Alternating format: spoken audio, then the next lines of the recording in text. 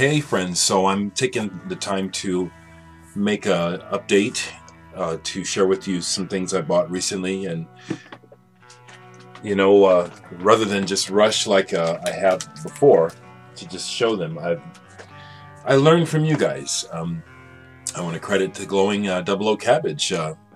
Talk about the records after you've listened to them, So these are some recent things I've gotten that I've gotten some good stuff. I want to share it with you. And this first thing, just whoa! This first record, Drone. It's not German, but talk about ultimate drone head music that gets you high without drugs. Takehisa Kosugi, Catchwave. This is the fellow who was in Taj Mahal Travelers. He was also a part of the Fluxus movement in Japan before that. Plays violin. Whoa. This is I'm trying to think of the right word, because it's a drone, but it's more than that. Look at how he played. I can hardly believe this album was made in 1974. This is obviously a reissue on Phoenix. That incredible reissue label. Incredible. This is so way ahead of the curve. I mean, he's just right on top of what's going on in Europe. This is so spacey, but also intense. And it's a flight. It's a flight. Catchwave.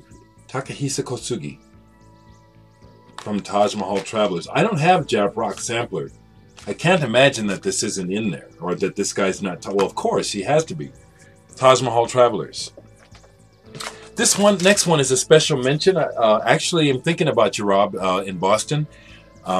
Whenever anyone shows Pet Sounds, I notice your comments, and I thought, well, I pulled it out to, because I bought, this is a used copy that I bought several years ago, because it's an import, and I wanted to check, because I hadn't checked to see if it's a reissue. What I have here, and I checked, this is an original German pressing from 1966 of Beach Boys' Pet Sounds. This is an original copy from 1966. This is the first German pressing. I checked this baby out, and of course I knew, even without checking, when I first bought it, because of the label of that particular Capitol label, I knew this was an original. Look at that baby.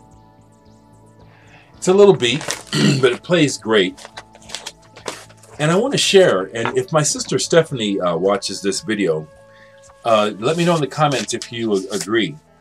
You know, back in the 60s, even though, as you know, black people living in the Midwest in the 60s, it was really cruel.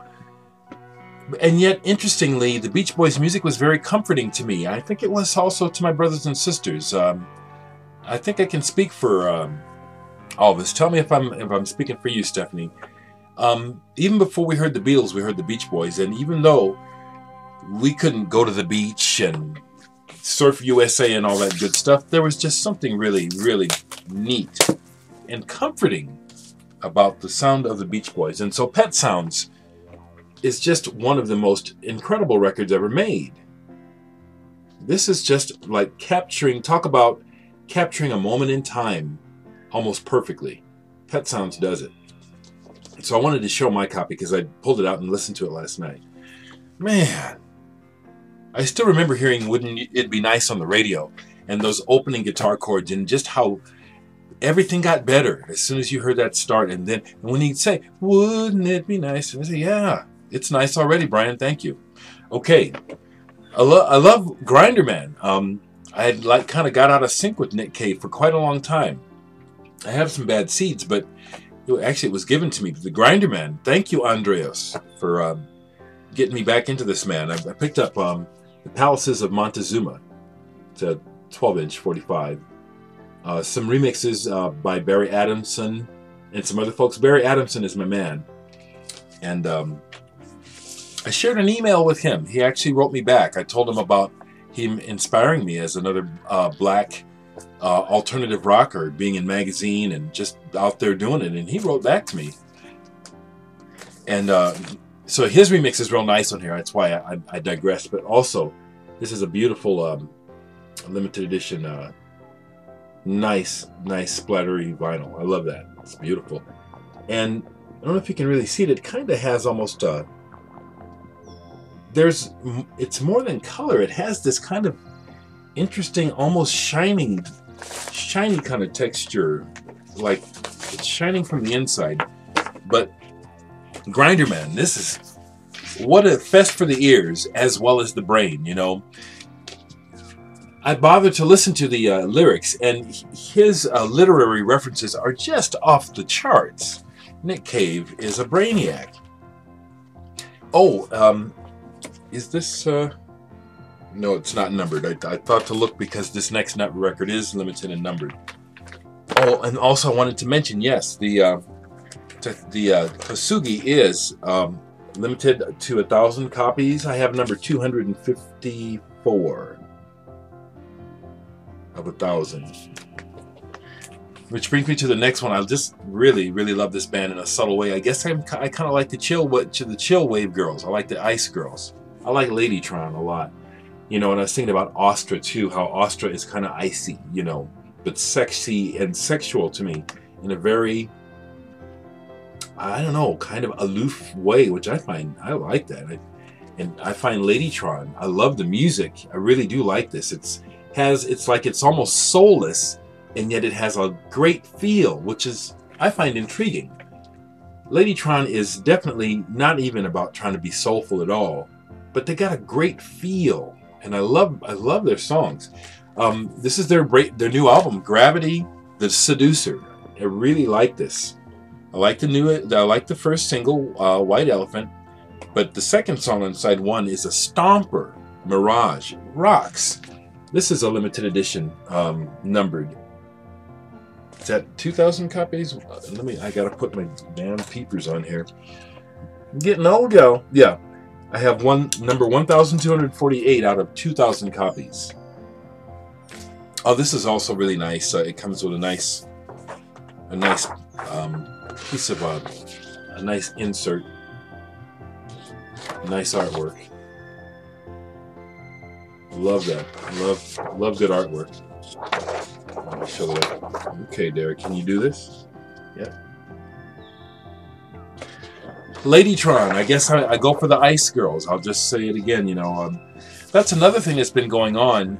I'm always analyzing things anyway, but because of my involvement with the vinyl community, I find myself analyzing even anew, further, my tastes. What I like, and why do I like it, you know? And, I don't know, just having some interesting thoughts and minor revelations about myself, self-discovery. I think it's a good thing to know the self. I encourage it. Some people don't want to know anything about themselves, and frankly I think those people that make life hard for the rest of us. Anyway, here we go. Rest his soul, Conrad Schnitzler. We just lost him, but the man was working up until his death. And this is a recent recording of his I got called Construct, made with Graber and Struver. I'm not sure how you pronounce that. This is wonderful. This is not boring Conrad Schnitzler. This is Conrad working with some people. And every cut on this is real good. Minimal. It's on the compact label, and it says minimal. And minimal is right, but not boring and not static. Minimal. This is excellent. Construct by Conrad Schnitzler. I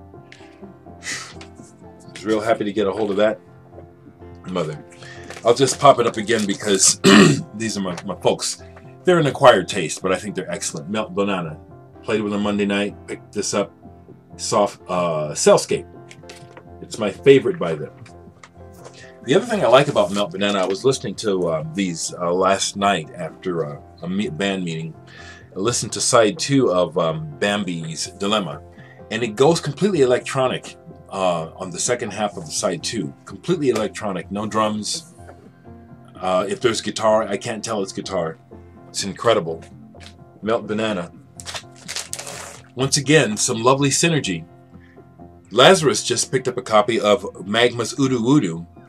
I haven't been able to find a copy of it for less than $50 until last week. And I grabbed it.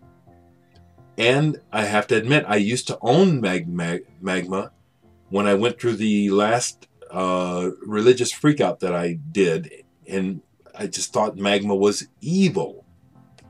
And the music, depending on your perspective, does sound evil. But now it sounds powerful and of another planet, you know. Christian Vander and Magma successfully take us out of the ordinary realm of Earth and take us to Kobaya with this music every time. It's so powerful. That's why maybe it seems kind of evil sounding. It's dark, powerful, you know. It's, you know, something heavy, important, something life-changing or of life importance is to do with this music. And I think that's how I would describe the dark power of Magma. So I was real happy to find this at a decent price. My God, Magma albums are $50, $70, $100, $150, you know. Discogs, eBay, when I see them in the stores, which I rarely see anymore, but when I see them, $50, $100. I'm glad I kept the Magma I got. I've got about 5 Magma albums, so I should show them sometime. Okay. I went ahead and broke down and bought a reissue because I didn't want to pay the big bucks for this one, but I've never owned this cluster album, Sowiesoso. This is so sweet. This is on 4 Men with Beards. This is so sweet. A friend of mine who lives in Atlanta, Mason Brown, who actually participates in Indreama, just met Hans Achim Rodelius and sent me a picture of the two of them. Pretty cool. Pretty cool. I don't know if beautiful is the right word, but this band has the uncanny knack of using fairly simple graphics for most of the records, but the graphic captures the mood and the essence of what you're going to hear. This record sounds like this. And it sounds like this. And it's wonderful. It's absolutely wonderful. Cluster, Sowiesoso. Now this one, I just only like a couple tunes, but I've never owned it, and I've been wanting to complete my King Crimson main collection, so I picked up Beat, and I got this at a really, really decent price, and it's in really, really excellent condition. And there are some really excellent songs on here. And as a matter of fact, my band Digital Sex, we used to cover Heartbeat off of here. A later version of the band. When we reformed in the 90s, we picked up another guitar player. Grammy Award-winning John Miller. I can do a plug for John. Some kind of feature film work he did that he won a Grammy for. He was our guitar player, and he got us to do King Crimson. I think that's the extent of the new records. Since I got a few minutes, I'll show a couple things that I pulled out and played recently. I recently pulled this out to show to my friend Nick, because I'd like to see if we can get on 4AD in Indreama, and I'm gonna try to find a way to get us through to them.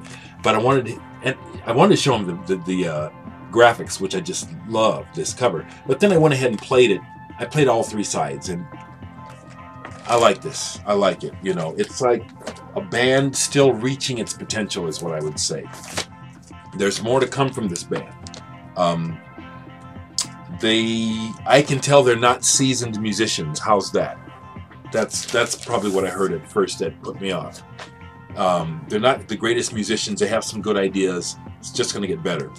I pulled this out because I just felt like listening to it. It's a solo album from the legendary Pink Dot's main man, Edward Caspell. And I just love his stuff. Is this Ice China Doll? Nothing else? This is Laugh China Doll. And this is psychedelic music, but dark, in a strangely gothic and psychedelic way. And the band is prolific. They put out a lot of records, but they don't repeat themselves. They have a sound, but every trip is a trip, including his solo records. This is really, really good. I can't compare the Pink Dots to anyone. Their sound is all their own. One more thing here, so this won't be too long. What else have I been listening to? Just so I can show right quick that I pulled from. I think that is it. I've shown anything else. Okay. Talk to you soon.